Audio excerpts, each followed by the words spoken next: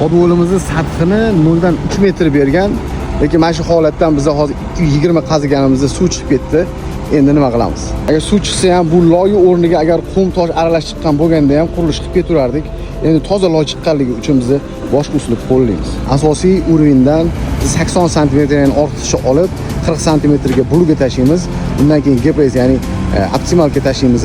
Undan keyin shebin tashab, atrofdan ariq qilib o'tkazib olib, mana bu tarafga bitta kolodis o'rnatamizda, shu kolodisga atrofdagi ariqdan kelayotgan suvni yig'ib, bu yerdan nasos orqali tashqariga haydab yuboramiz.